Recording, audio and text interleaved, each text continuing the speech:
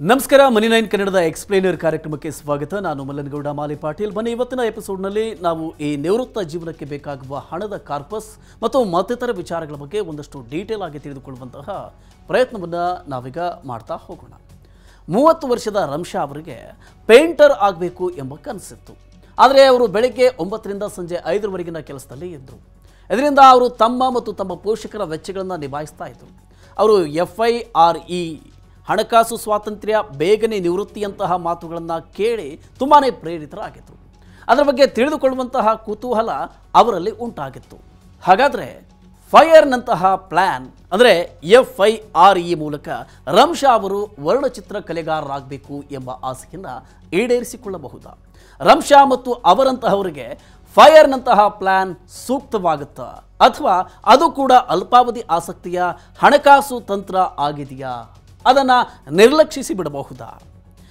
FIRE ಅಂದರೆ ನಿಮ್ಮ 40ರ ವಯಸ್ಸಿನಲ್ಲಿ ಪೂರ್ಣಾವಧಿ ಕೆಲಸದಿಂದ ನಿವೃತ್ತಿಯನ್ನು ಪಡೆದು ನಿವೃತ್ತಿಯ ನಂತರದ ಜೀವನಕ್ಕೆ ಸಾಕಷ್ಟು ಹಣಕಾಸನ್ನು ಹೊಂದಿಸಿಕೊಳ್ಳುವುದು.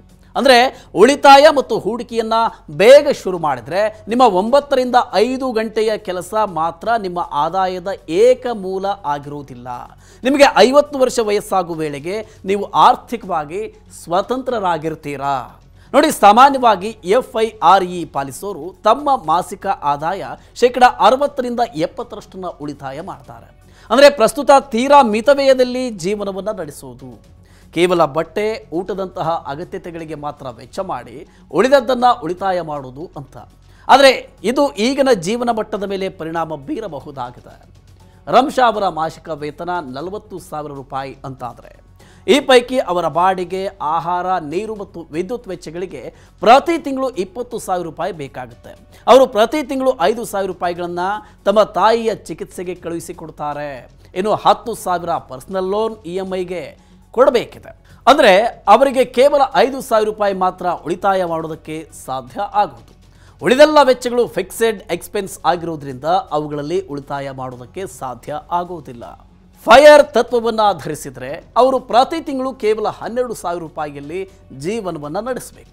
ಉಳಿದ 28,000 ರೂಪಾಯಿಗಳನ್ನು ಶೀಘ್ರ ನಿವೃತ್ತಿ ಯೋಜನೆಗಳಿಗೆ ಮೀಸಲಿಡಬೇಕು. ಇದರಿಂದ ಅವರ ಈಗಿನ ವೆಚ್ಚಗಳಾದ ಬಾಡಿಗೆ, ಆಹಾರದ ವೆಚ್ಚ ಮತ್ತು ಇತರೆ ಖರ್ಚುಗಳನ್ನು ನಿಭಾಯಿಸುವುದಕ್ಕೆ ಸಾಧ್ಯ ಆಗೋದಿಲ್ಲ ಅನ್ನೋದು ಸ್ಪಷ್ಟವಾಗಿ ಗೊತ್ತಾಗುತ್ತೆ.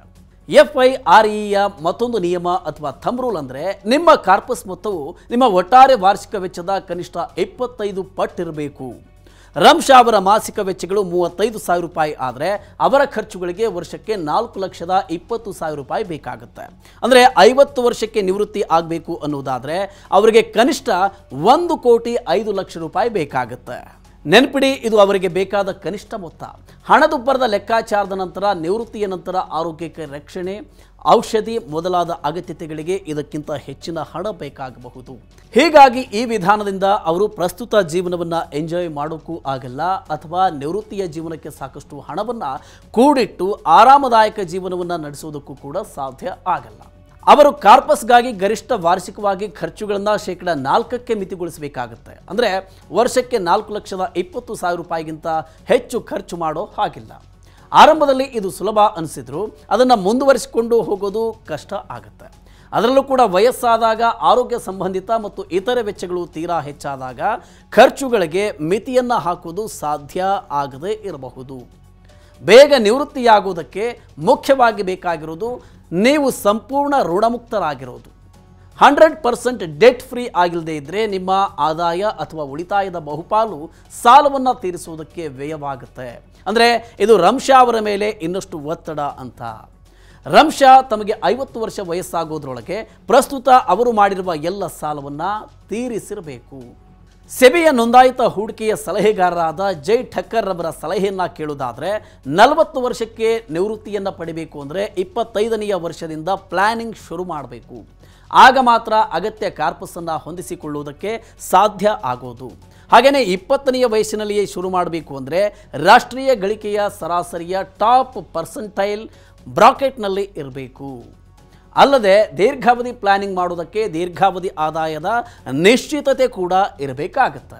ಬೇಗ ನಿವೃತ್ತಿ ಆಗೋದಿರಲಿ, ಭಾರತ 60ರ ನಿವೃತ್ತಿ ಯೋಜನೆ ರೂಪಿಸುವುದಕ್ಕೆ ಹೆಜ್ಜೆಯನ್ನು ಇಟ್ಟಿದೆ.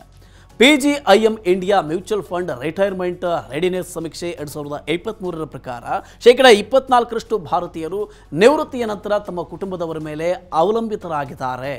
ಅದಕ್ಕಿಂತ ಹೆಚ್ಚಾಗಿ 50ಕ್ಕಿಂತ ಹೆಚ್ಚಿನ ಜನ ತಮ್ಮ ನಿವೃತ್ತಿಗೆ ಸ್ವತಃ ತಾವೇ ರಿಟೈರ್ಮೆಂಟ್ ಪ್ಲಾನ್ ಮಾಡಿಕೊಂಡಿದ್ದಾರೆ. ವೃತ್ತಿಪರರ ಸಹಾಯವನ್ನು ಪಡೆದಿಲ್ಲ. ಇನ್ನು 39% ಜನ ನಿವೃತ್ತಿಗೆ ಪ್ಲಾನ್ ಏನೋ ಮಾಡ್ಕೊಂಡಿದ್ದಾರೆ, ಆದರೆ ನಿವೃತ್ತ ಜೀವನಕ್ಕೆ ಎಷ್ಟು ಹಣ ಬೇಕಾಗುತ್ತೆ ಅಥವಾ ಕಾರ್ಪಸ್ ಎಷ್ಟಿರಬೇಕು ಎಂಬ ಬಗ್ಗೆ ಗೊತ್ತಿಲ್ಲ. ಇದು ಕೂಡ ಕಳವಳಕಾರಿಯಾದ ಸಂಗತಿಯಾಗಿದೆ. ಹೀಗಾಗಿ ರಮ್ಶಾ ಸೇರಿದಂತೆ ಅನೇಕರಿಗೆ FIRE ಅನುಸರಿಸುವ ಬದಲು ಪ್ರಸ್ತುತದ ಜೀವನವನ್ನು ಎಂಜಾಯ್ ಮಾಡೋದು ಸೂಕ್ತವಾದ ಆಯ್ಕೆ ಆಗುತ್ತೆ.